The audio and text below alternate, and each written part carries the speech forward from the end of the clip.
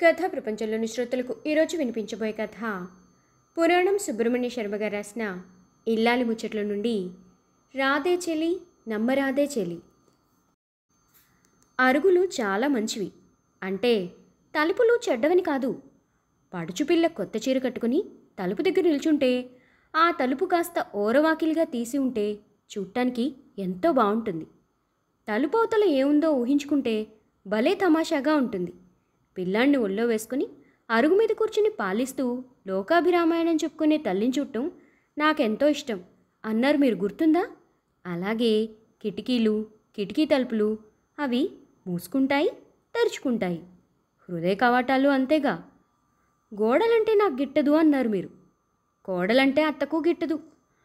కోడలికి కొడుకు పుడితే బాగుంటుంది. గోడల కిటికీలు ఉండడంలో కాస్త మెరుగే అనిపిస్తుంది నాకు. గోడల మధ్య చేసే పాపాలకి కిటికీలు ప్రాయశ్చిత్తం అంటారు మీరు. నాకేం బోధపడలేదు. చక్కని తోటకు చుట్టూ ముళ్ళ కంచ, కాస్త సరదాగా నవ్వుతూ తుళ్ళుతూ ఉండే పిల్లకు ఖడ్గమృగం లాంటి మొగుడు, పళ్ళ చెట్టుకు ముళ్ళకంప, ప్రహరీ గోడలకు గాజు పెంకులు చూస్తుంటే యమాచిరాగ్గా ఉంటుంది నాకు. కిటికీల కంటే ద్వారబంధాలు కాస్త మెరుగు. బయటకు పోవచ్చు, లోపలికి రావచ్చు. ఎవరెవరో ఎక్కడెక్కడి నుంచో వస్తారు పోతారు. తలుపులు వేసుకుంటే తప్ప సరుకు, నగలు, నట్ర, బట్టలు పెట్టే నానా సామాను బయటికి నడపచ్చు. అలాగే ఐశ్వర్యం, కీర్తి, ప్రతిష్ట లోపలికి రావచ్చు. లోపలున్నవి బయటికి పోవచ్చు. కిటికీలు మంచివి, కిటికీలోంచి చూడొచ్చు. చూస్తూ ఆశలతో కాలం గడపచ్చు. గాలి వెలుతురు వస్తుంది. ఇంట్లోంచి పూచిక పుల్ల బయటికి పోదు. అరుగు మీద కూర్చొని వీధిలోకి చూస్తూ ఉంటే అటూ ఇటూ నడిచే మనుషులు, సైకిళ్ళు, రిక్షాలు, కూరల వాళ్ళు, పళ్ళవాళ్ళు, తట్టల వాళ్ళు, బుట్టల వాళ్ళు అంతా వండర్ఫుల్గా కనిపిస్తుంది.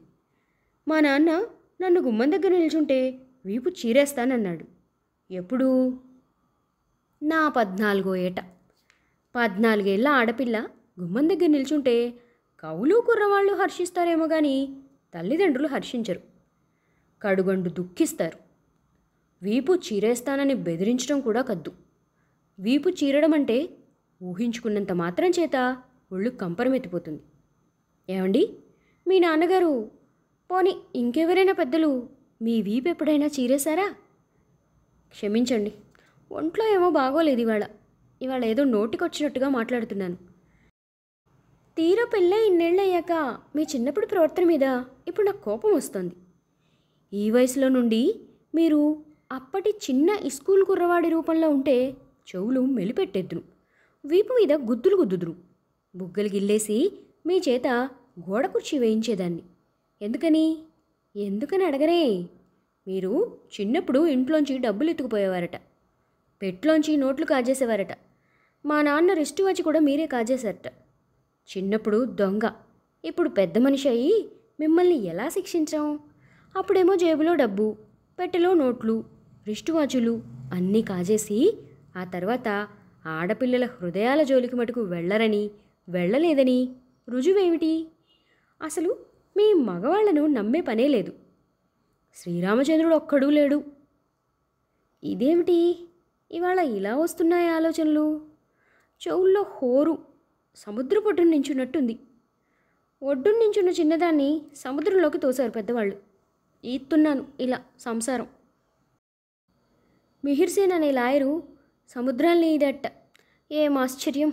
మాస్టర్గిరి చేసి 2-3 ఆడపిల్లలకు పెళ్లి చేసి పిల్లలకు చదువులు చెప్పించి ఏ ఎండక ఆ గొడుగు పట్టి రోగాలకు డాక్టర్ల చుట్టూ తిరిగి బతికి బట్టకట్టి గుదిబండ సంసారాన్ని ఒక ఒడ్డుకు చేర్చిన సంసారికి ఏ బిరుదులు ఇవ్వరే. కాలువలు ఈది గోడలు దూకటం గొప్ప పనులైతే సంసారాల్ని ఈదటం గొప్ప కాదు, బతకటం గొప్ప కాదు. ఎన్ని సర్కస్ ఫీట్లు చేయకుండా జీవితం వెళుతుంది? కాదు, జీవించటం గొప్ప కాదు, సర్కస్ ఫీట్లు చేయడమే గొప్ప. నా మనసేమిటి చాకులా ఇంత పదునుగా ఉంది ఇవాళ?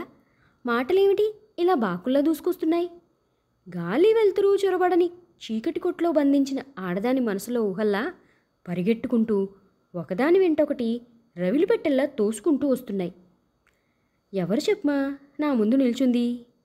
శ్రీవారు, మీరేనా? Why do you come late? నాకు టెంపరేచర్ ఎక్కువగా ఉంది, జ్వరం తీవ్రంగా ఉన్నట్టుంది.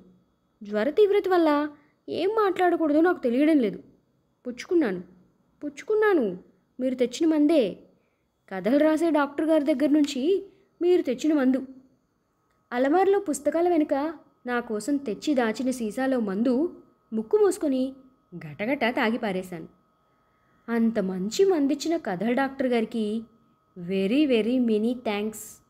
గాల్లో తేలిపోతున్నట్టుగా ఉంది మనసును మల్లెల మాలలూగినే అన్నట్టుగా ఉంది. ఏమిటి ఏమిటా చిందులు, ఏమా చిరాకు? అది నా మందు కాదా? మీరు అసలు నా కోసం మందే పట్టుకురాలేదా? తెచ్చారు అన్నారు, గూట్లో పుస్తకాల వెనక ఉంది అని. సీసా మందు తెచ్చాడన్నాడు రాముగాడు. ఆ విధమేనండి. మంచినీళ్ళ గ్లాస్తో గ్లాసుడు మందు తాగమ్మా, జ్వరం తగ్గిపోతుంది అని తెచ్చిచ్చాడు. మరి ఇంతకీ ఆ సీసా నా కోసం తెచ్చిన మందు కాదా? లావుపాటు పుస్తకాల వెనుక దీన్ని ఎవరు పెట్టారు చెప్పమా? కథా ప్రపంచంలోని శ్రోతలు పురాణం సుబ్రహ్మణ్య శర్మ గారు రాసిన ఇల్లాలి ముచ్చట్ల నుండి రాధే చెలి నమ్మరాధే చెలి ముచ్చట విన్నారు. మరొక మంచి ముచ్చటతో మళ్ళీ కలుద్దాం. అంతవరకు సెలవు. ధన్యవాదాలు.